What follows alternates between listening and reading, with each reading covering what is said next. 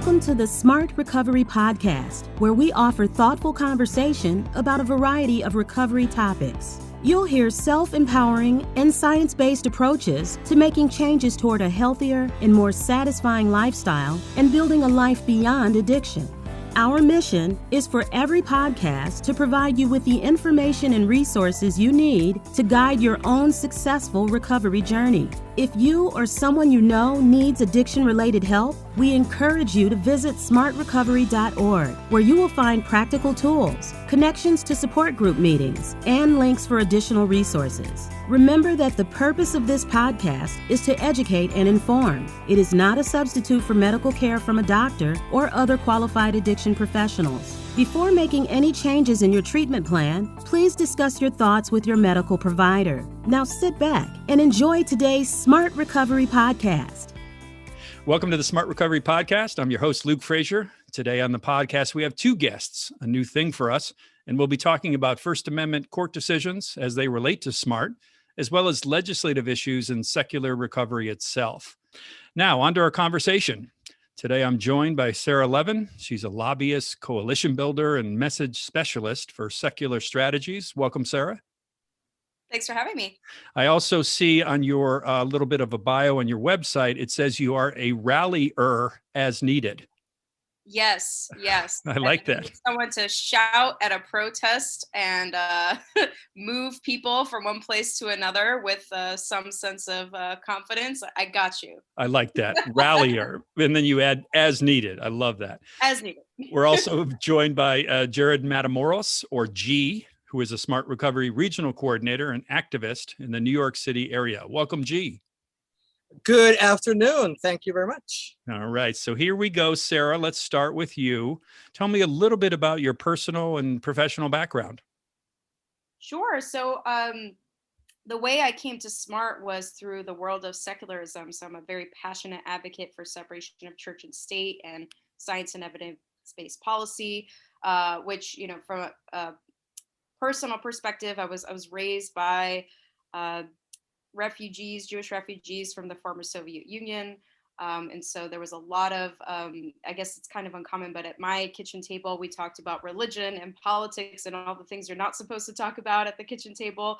And so I had an interest in the cross-section of religion and politics at a pretty early age and got really involved with that in college and ended up going to college in DC. And so had the opportunity to work at the Secular Coalition for America, which is where I learned about Smart Recovery and where I first got to work with Smart Recovery on the federal level when I was Director of Government Affairs in 2018, when the House got where it became a Democratic majority and we were in a position where we weren't fighting on a defensive front, all these onslaughts on church-state separation, because we knew none of that could pass. We were in a position to say, okay, well, what can we be proactive about? And that's when I approached SMART, because, I was looking back at all of these issue areas that we took a position on and thought, where could we really make an impact that's bipartisan, that is, that really is timely and important.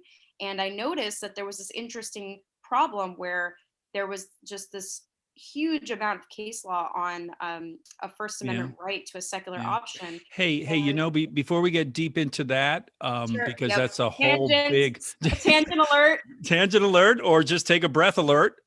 So first of all, go back to your kitchen table. Now, it's okay if you have everyone signed releases that they agree you can talk about politics and religion. So is that how it was in your house?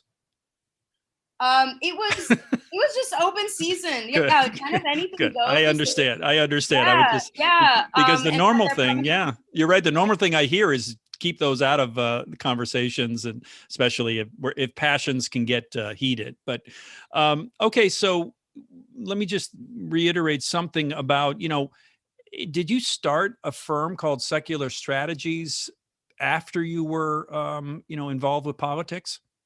Yeah, so after I was at the Secular Coalition for America for 6 years, I started Secular Strategies. And, Secular Strategies is really where we try to be the engine of the secular movement. We try to really empower our clients to advocate for the rights and voices of the non-religious and to move the ball forward on protecting the constitutional separation of church and state, and really building partnerships across the interfaith spectrum with our allies of faith who understand the importance of church separation to upholding religious freedom for all Americans of all faiths. Right. And that's always important and somewhat difficult work when you talk about coalitions and building partnerships. G, let's turn to you for a second. Tell me a little bit about your personal and professional background. Well, thank you. Well, first of all, I want to say I've been working with Sarah for the past, maybe 5 months? How long? But I feel like I don't know anything about her after all she said right now. Perhaps we should be reintroduced. Okay. Consider yourself reintroduced. So thank you for that question, Luke. As far as for me, what can I share to you? Well, I grew up in different countries. My father worked for a company that transferred us a lot. I ended up in the US to go to college and then stayed. And professionally, I started in advertising for Latin America and the Hispanic market, and that's really where my passion now lies. I had a stint with naughty substances, and that's what brought me to SMART. So how did we come to SMART?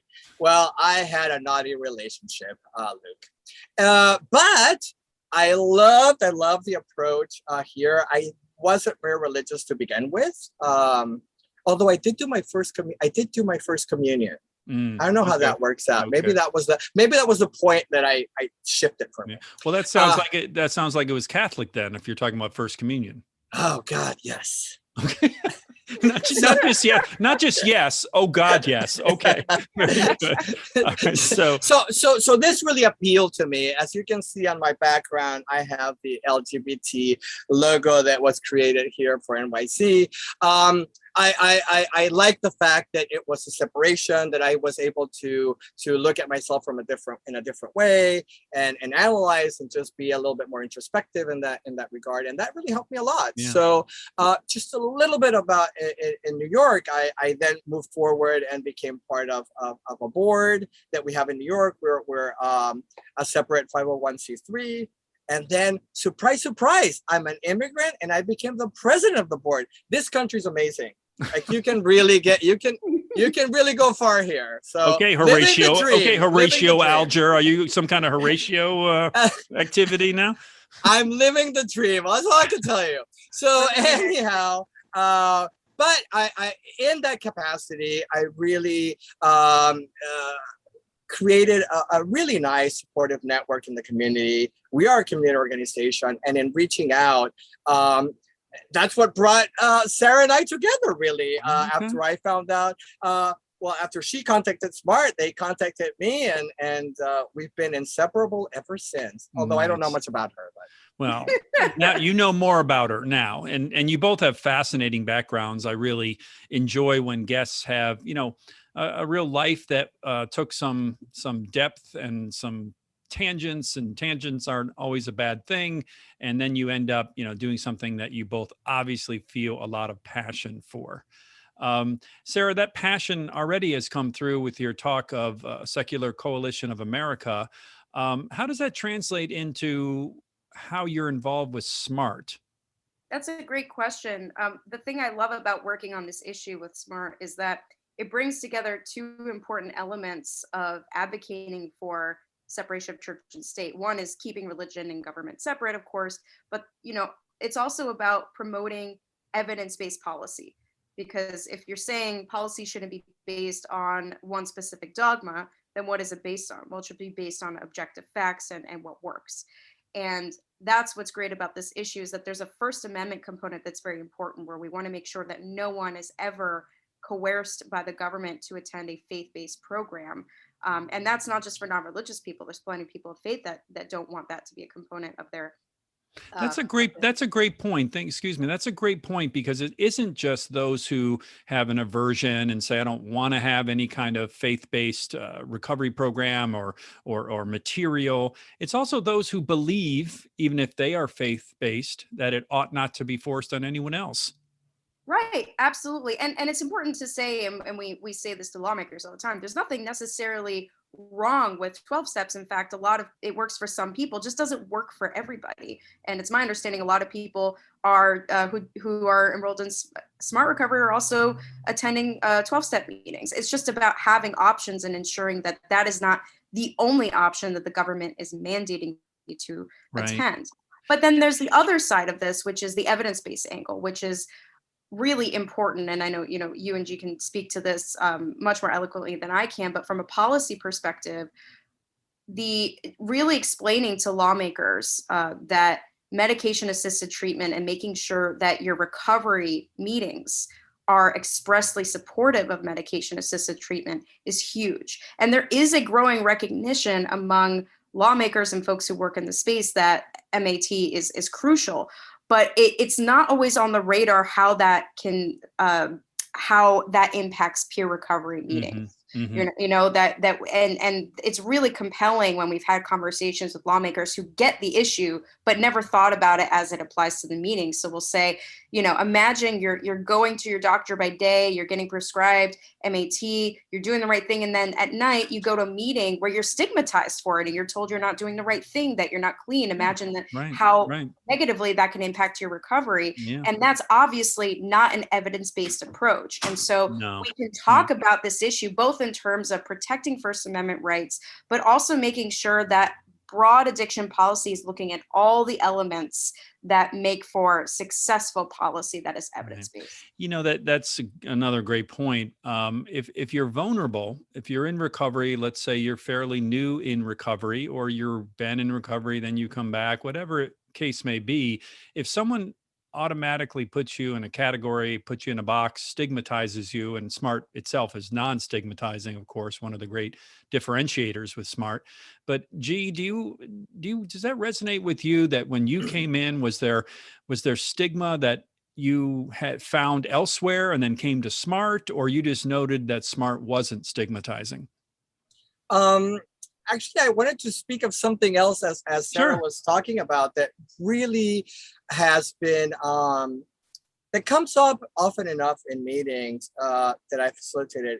And it's a wonderful thing when folks that have come and just to explore and check it out, but are coming from another program, at the end of the meeting, when we do a checkout and people sort of share what they've learned or what they're leaving with and what they're going to do, I get several, it's the first time I feel no shame about what I'm talking about, because we're looking at separate from ourselves, right? And so that really has made a difference. I can tell you from another story is that I'm doing Spanish language meetings now, and there's a lot of people from South America. And so in Mexico, we got one person coming from AA, and then he brought 5 more people. And it's amazing because this doesn't exist there. They're really curious and want to know, hey, we can talk about this? And like, yeah, we can talk about this. Nice. It's not, so it is a great thing. Yeah. You're listening to the Smart Recovery Podcast. This is Luke Frazier. Today, our guests are Gerard, or G, Matamoros. He's a Smart Recovery activist in the New York City area. And Sarah Levin. She's a lobbyist and founder of Secular Strategies, and very active in the Secular America organizations. Well, back to that question, G, then, as far as this stigmatizing, have you witnessed, or did you yourself, when you discovered SMART, you came to a meeting, were you worried that you were going to be stigmatized, or if you had any, use of a medication-assisted treatment, or someone did? My experience wasn't like that. I was fortunate enough that I had been exposed to SMART when I was in inpatient treatment.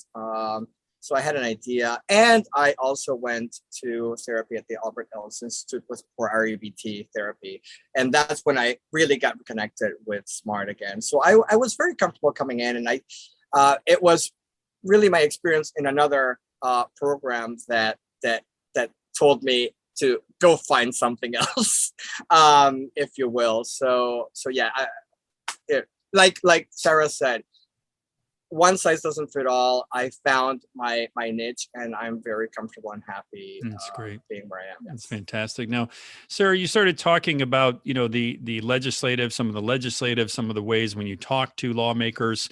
Let's get into the idea of the First Amendment and some of these court decisions that point out that there has to be alternatives, that probation officers, drug courts, it seems to be true that they're just so used to referring people or sending people to 12-step, they may not know about SMART recovery, but these First Amendment cases are very clear, are they not? Absolutely. In fact, if you want to check them out on SMART Recovery's website, it's smartrecovery.org/court-mandated-attendance. There's an entire list of every case or nearly every case where this has come up. And it's considered unusually well-settled law that you have a constitutional right to this option, because every time that someone has known that their rights were violated and had the wherewithal and the resources to hire a lawyer, they've won every single time, and in some cases collected damages. Yeah. There's a key point, though, excuse me, that if they had resources or they were able to follow through, then that would make a difference. Otherwise, you're just kind of sent to 12-step. Maybe it's not resonating with you, and you go back out and do those naughty substances, as G told us about. Exactly. And that's why I put it that way, because I think this is what I explain to lawmakers, is that just because this is well-settled law doesn't mean that, one, people know their rights, and the burden should not be on them to know that they have a right to a secular option. And two, not everyone has the resource, especially if you're in a vulnerable position where you're facing your sentencing, to try to hire a lawyer to fight for this. And in some cases, people do have to fight. Some of these cases, people were outright denied when requesting a secular option. A lot of times, I think, like you said, it's not necessarily malintentioned. It's just that people are used to what they're used to. They may not be aware of SMART, and they just know what they know. And so that's why there's a requirement for that's why we're pursuing legislative solutions here, because the law is well settled. But as we know, with many constitutional rights, all kinds of rights, you may have it on paper, but enforcement and implementation is a whole nother thing. And that's where you need to really push for legislative solutions. And we really want to shift the burden here from defendants having to have the resources and know their rights, to really put it on the court systems to ensure that people are informed about their rights and provided with those options. Right. Yeah. Just to add a little bit to that point here, anecdotally in New York, I thought, being a liberal, New York being so liberal, that it would be easier. But it's the same thing, the habit of what people recommend. And a lot of these meetings that I attend to, there's folks from the Department of Probation. And even when I talk to them about it, they go, they just feel that, well, I'll tell them to go to NA, GA, AA. And I go, what about SMART? And they're like, oh, you got to go upstream and talk to somebody else. So I keep going up. And, getting together with Sarah, she goes, you shouldn't have to do that. You're working so hard for something that, yes, is our unusually settled law, I think, as Sarah put it. But G, stick with that for a second. You said in these meetings when there's probation off, what kind of meetings? I mean, what does your work entail? I know you're working with the New York legislature. Well, actually, this is more on the outreach and awareness efforts that we do in New York City. So the city has a council in each borough. Each of the 5 boroughs has a council that deals with recovery issues. And the people that come together in these councils are providers, OASIS, which is the state agency, the Department of Probation, Department of Health and Hygiene, Department of Education. All of these folks come together because they're very much vested in making progress and changing. But even then, I go every month. I've been doing it for now 4 years. And even then, it's not the thing that comes up top of mind for people to talk about.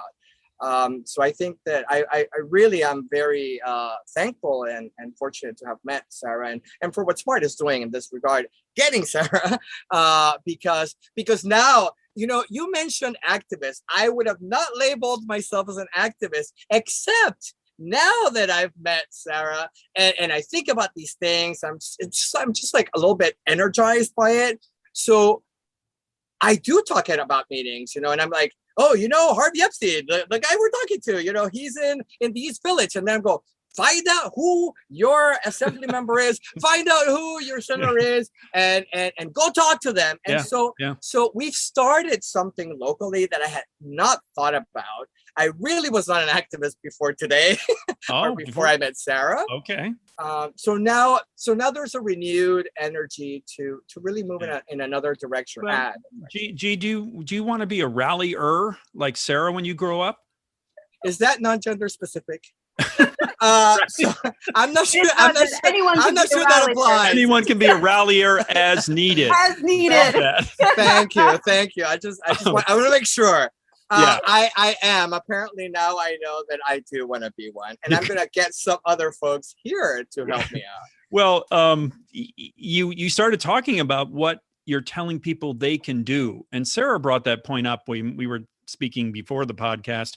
That this is all about how audience members, that's you folks listening, can get involved in supporting SMART's perspective on these issues, on secular knowledge of SMART recovery, on First Amendment settled law, on secular issues, on being offered secular options. Because one thing that's kind of, I guess sad to me would be situations where people are sent to 12-step meetings. And again, I don't think they're wrong. In fact, I talk to the audience very openly. I myself attend 12-step meetings and SMART meetings. But if someone came there, they don't like it, it doesn't resonate with them for whatever reason, and they don't know there's another option. I mean, that's a sad thing, because then they may not get recovery. They may not get the resources they need. I want to really highlight what you was talking about earlier with these meetings he's attending. So I think, first of all, the fact that, and you were an activist before you met me, I just gave you the shot of energy, but the fact that you were already attending those kinds of meetings is really activism in itself, because you were speaking up and putting SMART recovery on the radar. And I think it's important. One way to get involved is to do what G is doing, is to really learn the ecosystem of all the decision makers, government agencies, nonprofits, key players who are involved in the addiction space in your community. Join those listservs, join those coalitions, join those meetings as you can, and make SMART known. And another way that you can get involved is to make SMART known to your lawmakers, and just start with whomever represents the district where the meeting is happening, or where you personally are based, or both. And this is not something people often think about as but remember that your representatives are paid for by your tax dollars. You have they work for you, and you, especially if you are a volunteer for SMART Recovery, if you're running meetings, you are providing essential services to constituents in their district. You are someone that they will want on their radar. And one of the most powerful things you can do is to reach out, schedule a meeting, and especially if it's at the local level, you'll probably be meeting with the lawmaker themselves. But if not, the staff, if they have staff, are the ones that get things done. So don't feel like it's if you're not getting that put off. That you want to. It's really good to build relationships with staff and inform them about SMART. Invite them to a meeting if appropriate, and let them know that you are a subject matter expert. If there is anything that comes up that they have to vote on, that they're thinking about introducing, that anything related to the addiction space, you are there in their district, and you can give them on the ground knowledge. There's so much power in that, because if you just think about it from a practical level, every lawmaker has to vote on everything. Every single topic that comes up, right? They're only subject matter experts in certain things, and then they're like really wide and shallow in everything else. And that's where outside organizations, especially nonprofits and volunteers like you all listening, you have subject matter expertise that they may not have. You have valuable input. Great point. So just by reaching out and building a relationship and say, hey, I run these meetings here. This is the constituents I serve, and I want to let you know why it's important. Please come to a meeting. Please consider me a resource. Yeah, that's Sarah Levin. She's from Secular Strategies. She's also a lobbyist and a fundraiser and a coalition builder. And we're also speaking with G. Matamoros, and he is an activist. He accepts that title now in the New York City area, and a SMART recovery facilitator. We're going to have to begin to wrap this up in just a couple minutes, but what I want to reiterate that point, Sarah, that you, meaning a volunteer, a facilitator, even a participant, I guess, and to some degree, but as a facilitator, you're providing service to the community that this legislator may be representing or is representing. You have something you're bringing to the table. I've observed I worked a long time ago with some legislative issues that citizens come in too much of their too much deference. They'll be like, oh, well, you're an important legislator, and I don't really, if you could spare just 10 minutes for me, that would be great. Now, it's not necessarily the time that you would get with a staff member or a legislator, but it's coming in there and knowing that you have a value to them. They're not just there and going to be nice to you. You have a value to them. Is that true, G? Do you think that's true? Do people understand that about you? Well, I didn't even understand that about me. But to take it off from what Sarah was saying, as I'm working with her and was invited to one of these meetings where the senator didn't show up, but it was a staff member, I did have that feeling, Sarah, that I was being put off. But anyways, learn from that. And we took advantage of that opportunity and invited them. We actually sent them a handbook so that they would have the information and would have reference. Subject area expert right there. Like Sarah said, you're the subject area expert. And then we invited them to a meeting. It took about 3 weeks, but I gotta say, I was surprised to find out that they were forthcoming and contacting me, making sure that what time and day they could show up, get them a link. And Senator Harcum did show up to a meeting on Saturday, this past Saturday, and stayed for an hour, which I'm like, amazing. You'd think that they would be like, well, I showed up and I'm out. Unfortunately, for as of today, I don't have any feedback from either but party. That's fantastic. I wish I would have. That's fantastic, G, that they were there and present, and you were able to interact with them, not just on their turf, so to speak, but on smart turf. That's fantastic. I really think that's an example, just what Sarah's talking about. People have power. People have an ability to. And legislators work for us. That's a key point. Their salaries, their health benefits, all their stuff is paid for by tax dollars. And I don't know about you. I paid taxes recently, and I paid a lot of taxes. Let me just actually, I'm not wealthy enough to pay a lot of taxes. So that's a good feature of my current. There's ways around that. But I'll just add one other quick thing on this, which is, from the legislator's perspective, especially if you run meetings as a facilitator, so few people take the time to set up a meeting with a legislator's office, that those who do tend to kind of have disproportionate amount of influence sometimes. The squeaky wheel gets the grease. And when you say, I run a meeting and I serve this many people, and I'm part of this national network that has thousands of meetings across the country and around the world, in their mind, you may be one person, but one, you are a voter. And you are representing, they look at you and say, oh, this person has an entire network of voters and constituents in my district that they can reach. So it is in their interest to build a relationship with you if you are a connection to the community. So you could just have a meeting, just you or one other person. But if you make clear that you represent a broader group of people that you're serving, that is really valuable. Absolutely. So it's in addition to just, you're a tax-paying citizen, it is actually in their interest to build positive relationships with any sort of influencers in the community. That's great. So you're a multiplier. Your effect is multiplied. So as we are reaching the end of our conversation, G, is there anything else you'd like to add? I mean, we've heard some great practical tips for people. We've also talked about the kind of the fact that there's a lot of settled law and that needs to be more expressed or articulated, perhaps, or what is the word I'm thinking? Put into action. Anything else, G, that you want to mention as we finish today? Only that I didn't think that I had that much influence or that I had that kind of authority. And I've been doing this I've been a facilitator for 7 years. And like I said, I even had a bigger role locally. And now I encourage everybody and anybody to just go and talk to your local representatives and activate your participants as well. Excellent. Sarah, any final thoughts on this subject and to our audience? Yeah, I feel like I focused a lot on what facilitators can do, but I do really want to also speak to anyone who just participates.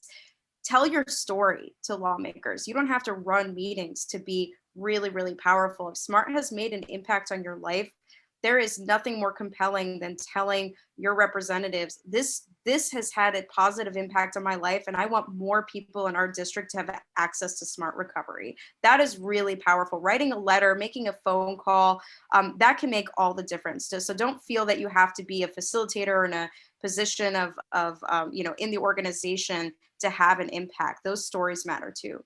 Excellent. Thank you, Sarah. That was Sarah Levin. She is part of Secular Strategies, and she does a lot of work legislatively and in the courts, has been a great SMART advocate by all measures, and we really appreciate you being here, Sarah. Thank you for having me. I love SMART. SMART is awesome.